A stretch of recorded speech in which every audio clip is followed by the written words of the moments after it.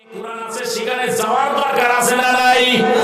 এজন্য কবির কণ্ঠে বলতে হয়, কোরআন শিখাও ছেলে মেয়েদের ও হে মুসলমান, জান কবজের সময় তোমার হবে আসান। কোরআন শিখাও ছেলে মেয়েদের ও হে মুসলমান, জান কবজের সময় তোমার হবে আসান। একটি ছেলে হাফেজ হলে, একটি ছেলে আলেম হলে, পড়বে কোরআন মৃত্যুকালে, ভেঙে যাবে দুষ্ট শয়তান, বাঁচবে রে ঈমান, জান কবজের সময় তোমার হবে রে আসান। কোরআন শিখবার দরকার আছে না নাই? আরেকবার বলেন, আরো জোরে বলেন। এই মাদ্রাসায় কি শিক্ষা দেওয়া হয়? যদি সময় পাই শেষে করে দুই একটা কথা আমি বলবো। আল্লাহ পাক তুমি তৌফিক দিও সময়ের মধ্যে থেকে বলতে পারি। এই কোরআনে কারীমের এত মর্যাদা আল্লাহ পাক দিয়েছেন যে কাপড়টা দিয়ে কোরআনটা জড়িয়ে ধরবেন, ওই কাপড়ের মর্যাদা যদি নিচে পড়ে যায় মুখে বুকে চুমা খায়। এই কাপড় কোরআনটা যে কাঠের উপরে রাখা হয়, ওই কাঠখানার নাম কি?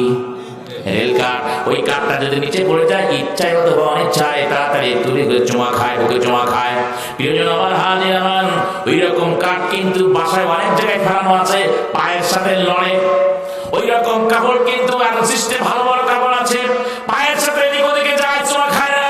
কিন্তু ময়লা কাপড় মানুষেরা চুমা খায়, তার কারণ হলো কোরআন শরীফ জড়ানো ছিল বলে। সুবহানাল্লাহ বলবেন না? এই জন্য যার হৃদয়ের মধ্যে কোরআন আছে তার মর্যাদা বাড়াবেন কে? আর এই কোরআনের পক্ষে যারা কাজ করবে, কোরআন পড়ানোর কাজে যারা কাজ করবে, তাদের রুজি রোজগার মান সম্মান বাড়াবেন কে? আমার কথা নয়, আখির জামানার পয়গম্বর বলেন, ইন্নাল্লাযী লাইসা ফী যাওফিহি শাইউম মিনাল কুরআনি কাল বাইতিল খারিব। কোন হাদিস থেকে বলেছি আমার এখনই স্মরণ নাই। প্রিয়জন আমার, হাজির আমার, আখির জামানার পয়গম্বর এমন করে কোরআনের বর্ণনা করেছেন, মর্যাদা দিয়েছেন। আমরা কোরআনের আঙ্গিনায় এসেছি, কোরআনের মাদ্রাসার আঙ্গিনায় এসেছি, মসজিদের আঙ্গিনায় আমরা বসতে পেরেছি। যে রব আমাদেরকে তৌফিক দান করলেন, আমরা মহব্বত করে সেই রবের কাছে আরেকবার শুকর গুজার করবো। কারো জবান যেন বন্ধ না যায়।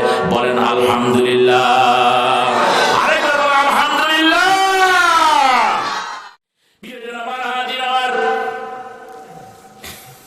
আল্লাহ রাব্বুল আলামিন বলেন, আলাম নাজআল লাহু আইনাইন, আমি কি তোমার দুইটা চক্ষু দেই নাই? চক্ষু দিয়া তো আমরা দেখি, চলাফেরা করি, ওঠা বসা করি। তুমি তোমার সুন্দর সন্তানের চেহারার দিকে তাকাও, মায়ের দিকে তাকাও, বাবার দিকে তাকাও, সুন্দর স্ত্রীর দিকে তাকাও, রাস্তাঘাট, গ্রামগঞ্জ, শহর নগর বন্দরে চলাফেরা করো, লেখাপড়া করো, চোখ দিয়ে তাকাও। কিন্তু তুমি কি একটু লক্ষ্য করেছ এই সমাজে যারা অন্ধ মানুষ তারা কেমন করে চলে? কত কষ্ট তাদের, হাঁটতে চলতে ফিরতে, কোন জায়গায় যাইতে কত কষ্ট তাদের।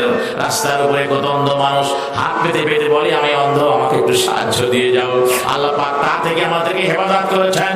আল্লাহ পাক বলেন, আলাম নাজআল লাহু আইনাইন, আমি কি তোর চোখের এই কপালের মধ্যে ছোট্ট দুইটা কাছের গুলির মতো বসিয়ে দেখবার ক্ষমতা দেই নাই?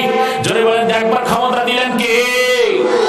এই চোখ নামের এত বিশাল একটি সম্পদ, এত বড় একটি দয়া যিনি করেছেন, তার নাম তারা মহব্বত করে উচ্চারণ করেন। তিনি কে? অন্যত্র বলেছেন, লাইন শাকারতুম লাযিদান্নাকুম। এ বান্দা, আমি যত নিয়ামত দিয়েছি এই নিয়ামতের শুকরিয়া যদি তোমরা দুনিয়ায় করতে পারো, আমি আমার নিয়ামত, আসমানি নিয়ামত, জমিনি নিয়ামত তোমাদের জন্য আমি বাড়ায় দেব। জোরে বলা যাবে কি সুবহানাল্লাহ?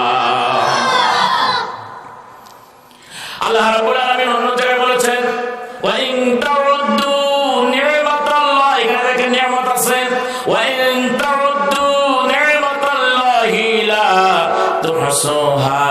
বান্দা, আমি যত নিয়ামত দিলাম, গাছপালা, নদী, সাগর, চন্দ্র, সূর্য, গ্রহ, নক্ষত্র, বন, উপবন, পাহাড়, পর্বত, মা বাবা, নাক, মুখ, চোখ, পেট, অক্সিজেন, বাতাস, পানি, কত নিয়ামত দিলাম।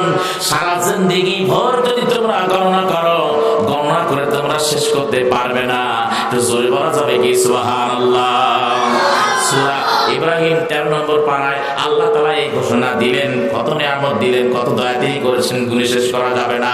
আল্লাহ পাকের দয়ার মধ্যে আমরা বেঁচে আছি, আল্লাহ পাকের করুণার মধ্যে আমরা বেঁচে আছি, আল্লাহ পাকের একান্ত অনুকম্পায় আমরা বেঁচে আছি। তা না হলে আমরা বেঁচে থাকতে পারতাম? আরো জোরে পারতাম? একজন কবির কণ্ঠে ছোট্ট করে বলতে চাই, কবি তার দয়ার কথাগুলো, আল্লাহ পাকের দয়ার কথাগুলো এভাবে বর্ণনা করেছেন। আচ্ছা মানুষ বড় দেখি, রাত্রি কেন কালো, সূর্যমণি কোথা থেকে পেল এত আলো। আচ্ছা মানুষ বড় দেখি, রাত্রি কেন কালো, সূর্যমণি কোথা থেকে পেল এত আলো। ফুলগুলি সব নানা রঙের, কেমন করে হয়, পাতাগুলি সবুজ বটে, ফুলের মতো নয়। চিনি কেন মিষ্টি এত, তেঁতুল কেন টক, কোকিল কেন এত কালো, সাদা কেন বক, দুধ কেন গো এত সাদা, মরিচ কেন ঝাল, আমগুলি সব পাকলে পরে কেমনে তা হয় লাল। পশু পাখি কয় না কথা, মানুষে কেন কয়। আচ্ছা তোমরা বলো দেখি এটা কেমন করে হয়। বাড়ি দিয়ে সুবহানাল্লাহ বলবেন? আরেকবার বলা যাবে না? আরেকবার বলা যাবে না? ডিমগুলি সব একই রকম, পার্থক্য নেই মোটে, ডিমগুলি সব একই রকম, পার্থক্য নেই মোটে। সাদা কালো বাচ্চাগুলি কেমন করে ফোটে, আমরা সবাই বাস করি এই পৃথিবীর রঙে। হাতের লেখা মুখের ছবি মেলে না কারোর সঙ্গে, আর মেলে না গলার স্বর, আর মেলে না গলার সুর। বুড়ি আঙ্গুলের টিপ, আল্লাহ তাআলা একজন আছেন, প্রমাণ হলো ঠিক।